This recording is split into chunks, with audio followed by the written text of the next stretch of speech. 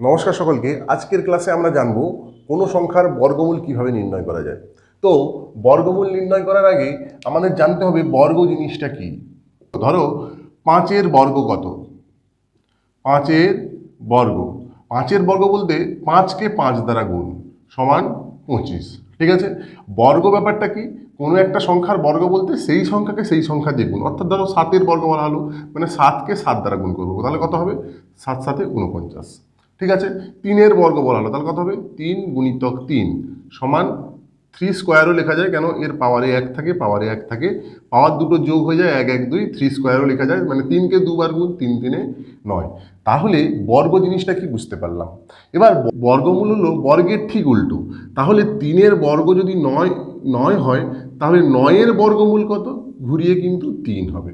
তাহলে 7-এর বর্গ যদি 49 হয়, মানে 7কে 7 দ্বারা গুণ করলে 49 হচ্ছে, তাহলে 49-এর বর্গমূল হবে 7।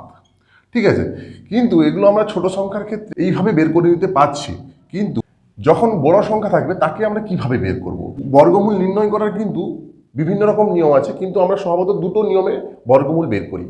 ঠিক আছে, একটা হচ্ছে ভাগ পদ্ধতিতে বর্গমূল, অন্যটি হচ্ছে উৎপাদক বিশ্লেষণের সাহায্যে বর্গমূল। তো আজকের ক্লাসে আমরা শিখব উৎপাদকে বিশ্লেষণের সাহায্যে বর্গমূল। ঠিক আছে, তো কোনো একটা সংখ্যা নিলাম, ধরো 64। 64-এর বর্গমূল করব কিভাবে?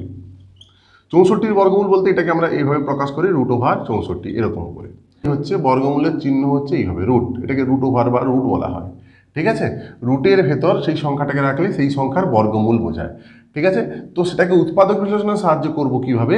প্রথম আমি 64 লিখে নিলাম।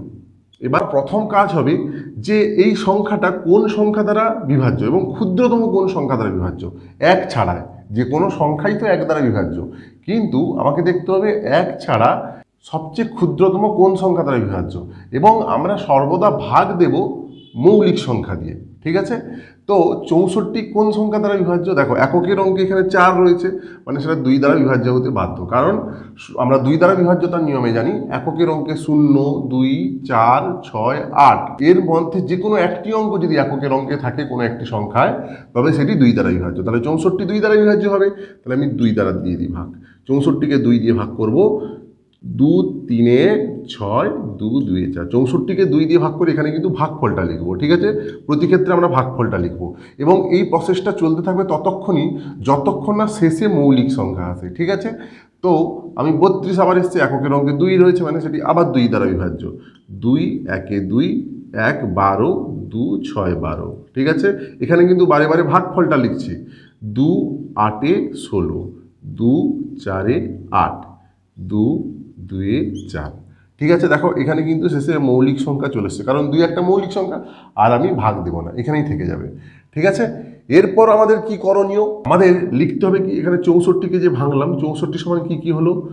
2 গুণিতক 2 গুণিতক 2 গুণিতক 2 গুণিতক 2 গুণিতক 2। কতগুলো 2 আছে? 1 2 3 4 5 6টা। 1 2 3 4 5 6টা। এরপর আমাদের কাজ কি হবে? এখানে আমি লিখছি না, নিচের জায়গা থাকলে এখানে নিচের জায়গা কম, তাই আমি এই দিকটাই লিখছি। 64কে আমরা ভাঙবো, তাহলে ভাঙলে কি হচ্ছে? কতগুলো 2, যতগুলো 2 আছে সেগুলোকে লিখে নিচ্ছি। 2 গুণিতক 2 গুণিতক 2 গুণিতক 2 গুণিতক 2, 1 2 3 4 5 6, 6টি নিয়েছি। এবার এই রুটের কাজ হলো দুটো একই সংখ্যার গুণফল থেকে একটি সংখ্যা বের করানো। তাহলে দুটো একই সংখ্যা 2 রয়েছে, একটা 2 বেরোবে। দুটো 2 থেকে একটা 2 বেরোলো, গুণিতক দুটো 2 থেকে একটা 2 বেরোলো, তাহলে 2 2 4 2 8। তাহলে 64-র বর্গমূল কত? 8। হয়ে গেল উত্তর। আসলে এইভাবেই প্রসেসটা। ঠিক আছে, এইভাবেই করব। এরপরে আরেকটা উদাহরণ নিয়ে দেখে নিই, যাতে আরও বুঝতে সুবিধে হয়। ধরো একটা সংখ্যা নিলাম 625। এই সংখ্যাটার বর্গমূল কিভাবে নির্ণয় করব? এই সংখ্যাটার বর্গমূল মানে কি? √625। ঠিক আছে, তাহলে আমি 625কে আমি প্রথম উৎপাদকে বিশ্লেষণ করব। তাহলে এককের অঙ্কে 5 রয়েছে, আমরা জানি এককের অঙ্কে 0 অথবা 5 থাকলে কোনো একটি সংখ্যার সেটি 5 দ্বারা বিভাজ্য হয়। তাহলে এখানে এককের অঙ্কে 5 আছে, তাহলে 5 দ্বারা ভাগ যাবে। 6কে 5 দ্বারা ভাগ করলাম, 5 একে 5, 1 নামলো 2, 5 2 10, 5 5 25। আবার এককের অঙ্কে 5, তাহলে 5 দ্বারা যাবে, 5 2 10, 5 5 25।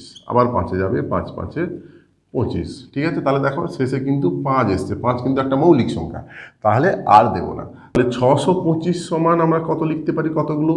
5 হচ্ছে 1 2 3 4, নিচেরটাও কিন্তু লিখবো, সাইড এবং নিচের 5 গুণিতক 5, চারটে 5 রয়েছে। তাহলে 625-এর বর্গমূল কত হবে? √625 সমান 5 গুণিতক 5 গুণিতক 5 গুণিতক 5। একই রকম রুটের দুটো সংখ্যার গুণফল থেকে একটা সংখ্যা বেরোবে 5, এই দুটো 5 থেকে একটা 5, উত্তর হবে 25। তাহলে 625-এর বর্গমূল কত হলো? 25। একটা সংখ্যা নিয়ে নিই, 1024। এককের অঙ্কে কি রয়েছে? 4। 4 মানে সেটা 2 দ্বারা বিভাজ্য, 2 5 10, 2 1 2, 2 2 4। এককের অঙ্কে 2 রয়েছে, সেটাও 2 দ্বারা বিভাজ্য, 2 2 4, 1 11, 2 5 10, 2 6 12। এককের অঙ্কে 6 রয়েছে, 2 1 2, 2 2 4, 2 8 16, 2 6 12, 2 4 8, 2 3 6, 2 2 4, 2 16 32, 2 8 16, 2 4 8, 2 2 4। অনেকটাই বড় হয়ে গেল। এটা 1024-এর উৎপাদকে বিশ্লেষণ করলে এইটা আসছে। তাহলে আমি ডাইরেক্ট 1024-এর বর্গমূল বের করে ফেলছি। তাহলে 1024-এর বর্গমূল করলে কি কি আসে? 2 গুণিতক 2 গুণিতক 2 গুণিতক 2 গুণিতক 2 গুণিতক 2 গুণিতক 2 গুণিতক 2 গুণিতক 2। গুণে দেখি, 1 2 3 4 5 6 7 8 9 10, 10টা 2, 1 2 3 4 5 6 7 8 9 10। তাহলে 10টা 2 থেকে দুটো দুটো থেকে একটা একটা বেরিয়ে আসবে, তাহলে বেরোবে টোটাল 5টা 2, 2 গুণিতক 2 গুণিতক 2 গুণিতক 2 মানে হচ্ছে 32। তাহলে 1024-এর বর্গমূল কত? 32। তাহলে উৎপাদক বিশ্লেষণের সাহায্যে বর্গমূল করা যায় কিভাবে, সহজে বোঝা গেল। আজকের মতো ক্লাসটি এই পর্যন্ত, পরের ক্লাসে আবার দেখা হচ্ছে।